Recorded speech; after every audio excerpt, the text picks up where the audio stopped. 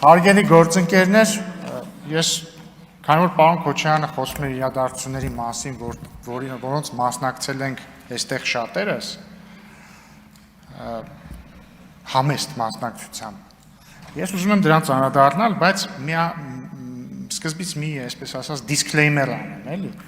Պարոն Քոչարյան, ես միշտ ինձ մի փոքր վատ եմ զգում ձեր ներկայությամբ կամ ձեր հետ հեռակա զրուցելիս, ձեր հոր մասին խոսելիս, որովհետև աշխարհի ամենահաճելի բանը չի, որդուն ասել, գիտես, ինչքա ես համարում եմ քո հայրը վատ քաղաքական գործիչ է կամ, չգիտեմ, վատ մարդ է կամ այս ինչա, այն ինչա։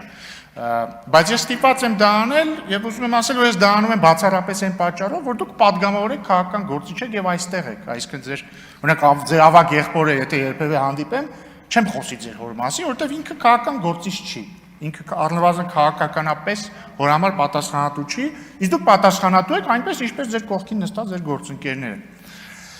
Պարոն Քոչարյան, դուք խոսում եք մարտի 1-ի մասին ու չգիտեմ, երևի հույս եք դրել, որ երիտասարդները, ովքեր այդ օրերին չեն ապրել, պետքա լսեն ձեզ, հավատան ձեզ։ Կամ ես չեմ բացառում, որ դուք այն ժամանակ լինելով երիտասարդ եւ ձեր հոր որդին, չգիտեմ, այսպես ասած, իրականությունը լավ չեք տեսել, կարող է ձեր տանը մենակ հմեկն է միացած եղել, այն ժամանակ էլ հայլուրով բոլորս գիտենք ինչ են ցույց տվել, հա? Եվ դուք դրան եք հավատացել, ես դա չեմ բացառում, իշխանությունը այդպես հատկություն ունի մարդուն իրականությունից կտրելու։ Բայց իրականությունը հետևյալն է, պարոն Քոչարյան,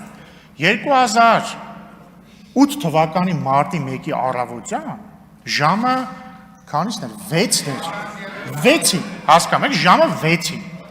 Ազատության հրապարակում եղել է մաքսիմում 100 մարդ, լավ թո 200, 1000-ից քիչ հաստատ, 500-ից քիչ հաստատ, մեծ մասը քնած, ժամը 6-ին հասկանում եք, առավոտյան ժամը 6-ին, ոչ մի բան չեն արել, միակ բանը որ արել են, քնելն է եղել կամ խռացնելը։ Հատուկ ջոկատայինները եկել են, սկսել են բոլորին ծեծել, դուբինկեքով ծեծել։ Մարդիկ փախել են հետևներից վազելով, ծեծելով լարել են մարդկանց։ Հիմա խնդրում եմ ինձ ասել, այդ մարդիկ ինչ էին արել, ինչի են հատուկ ջոկատայինները առավոտ ժամը 6-ին եկել այդ մարդկանց դուբինկեքով զղկել։ Բացատրեք ինձ։ Հաջորդը, ներողություն։ Ընդ որում ուշադրություն դարձեք, էլի խնդրում եմ այս իմ նկարագրածը համեմատեք վերջին տարիների իրադարձությունների հետ։ Ասենք 2 տարի առաջ մարդիկ եկել էին արքեպիսկոպոսի գլխավորությամբ, եկել բանը սիրարների այգու զաբորները ջարդել էին, ուզում էին գային ազգային ժողովի վրա, այդ ընթացքում ոստիկանությունը հատուկ միջոց մի ընդհատեք, հատուկ միջոց կիրառեց, դուք դա համարում եք ցեղասպանություն, բայց քնած մարդկանց առավոտվա ժամը 6-ին գալ դուբինկեքով սատկացնելը համարում եք, գիտեք ինչ կա, որ նորմալ է։ Սա խնդիր է, պարոն Քոչարյան, սա խնդիր է։ Հաջորդը։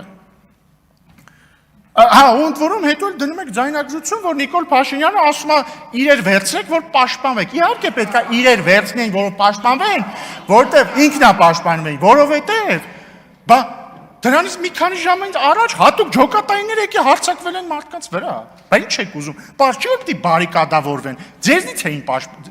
չէ, ձեր հորից էին պաշտպանվում։ Հաջորդը, այնց հանգիստ եկել ասում եք, դե հա կարող է մարդիկ են եղել անմեղ, որ ձերբակալել են։ Չէ, կարող է չի, ասում եմ իմ հայրը ոչ մի հանցանք չի գործել, ընդ որում ոչ թե կարող է չի գործել։ Հաստատված է չի, որ չի գործել, որովհետև նույնիսկ ձեր հոր նախագահության օրոք, այո, մեղադրանքը հետ է վերցվել եւ գործը կառչվել է ապացույցների բացակայության պատճառով։ Հիմա ինչ է ստացվում, այսինքն գալիս են առավոտվա ժամը 6-ին հատուկ ջոկատայինները մարդիկ ծեծում են, հետո գալիս իմ հորը եւ այտենց եւս մի քանի 100 հոգու ձերբակալում են ու դուք ասում եք դե լավ, հա, ես հպարտ եմ, դուք էլի հպարտ եղեք ձեր հորով։ Պարզ է որ ցանկացած որդի պետքա հպարտ լինի իր հորով, բայց քաղաքականապես այդտեղ հպարտանալու բան ընդհանրապես չկա։ Ինչ վերաբերվում է մեղադրանքների, ընդհանրապես մեղադրանքների արդարացիությանը կամ ոչ, վերջերս է հրապարակվել մարդու իրավունքների եվրոպական դատարանի վճիռը, որը ֆիքսել է, որ այդ 10 մահերի պատճառը եղել է պետությունը, որը ղեկավարում էր ձեր հայրը Ռոբերտ Քոչարյանը։ Ապացուցված է դա ապացուցված է։ Եվ Նիկոլ Փաշինյանը այն ժամանակ դատապարտել, մի խանգարեք ինձ, Դատապարտվել է ապօրինի կերպով։ Հաջորդը դուք ասում եք եւ Սասուն Միքայելյանը եւ մյուսները կոնկրետ Նիկոլ Փաշինյանի մասին խոսեց, ասեցի, այո, եւ Սասուն Միքայելյանը, այստեղ դատապարտված մարդ ոնց որ չկա այդ գործով։ Հաջորդը ասում եք Ռոբերտ Քոչարյանի իշխանության օրոք տնտեսական ցուցանիշները, բոլոր ցուցանիշները այնպեսի լավն են եղել, որ ես հպարտանում եմ։ Ձեզ մի հատ ցուցանիշ ասեմ, դուք եկեք իրար հետ մտորենք, արժի հպարտանալ դրա համար, թե չէ։ 1998 թվականին, երբ որ Ռոբերտ Քոչարյանը ստանձնեց Հայաստանի նախագահի պաշտոնը, Հայաստանի եւ Ադրբեջանի ռազմական բյուջեների, այսինքն պաշտպանական բյուջեների հարաբերակցությունը, գիտեք ինչքան էր։ Մեկը մեկի, այսինքն նույնը, ինչքան Հայաստանի բյուջեներ, այնքան Ադրբեջանի բյուջեներ։ Եվ ուշադրություն, այդ թվին բնակչության տարբերությունը մոտարապես կրկնակ էր, Հայաստանը մոտ 3 ու մի քիչ, Ադրբեջանը այն ժամանակ եւի 7 ու մի քիչ կամ 8։ Այսօրվա պես շատ չէր, բայց էլի շատ էր։ Մեկը մեկ էր։ 2008 թվին այն նույն ժամանակ են հատուկ ջոկատայինները, որ մտան առավոտվա 6-ին մարդկանց ծեծեցին, հետո մարդկանց սկսեցին դատել։ Հարաբերակցությունը գիտեք ինչքան էր ռազմական բյուջեների։ Մեկը 5-ի։ Ադրբեջանի ռազմական բյուջեն 5 անգամ գերազանցում էր Հայաստանի ռազմական բյուջեն։ Բայց այդ տարիներին կա մեկ այլ բյուջե, որի հարաբերակցությունը աճում էր իօքուտ ձեզ, պարոն Քոչարյան։ Դա ձեր ընտանիքի եւ Հայաստանի մյուս քաղաքացիների ընտանիքների բյուջեների հարաբերակցությունն էր, որ ես չգիտեմ, ինչ դժվարանում եմ ասել, ինչ էր, մեկը 10-ի, մեկը 20-ի, մեկը 100-ի։ Ուզում եք օրինակ իմ եւ ձեր բյուջեների հարաբերակցությունը ասենք ձեր ընտանիքը հավաքական ունի $200 միլիոն, մերը չունի ոչ մի $1 միլիոն։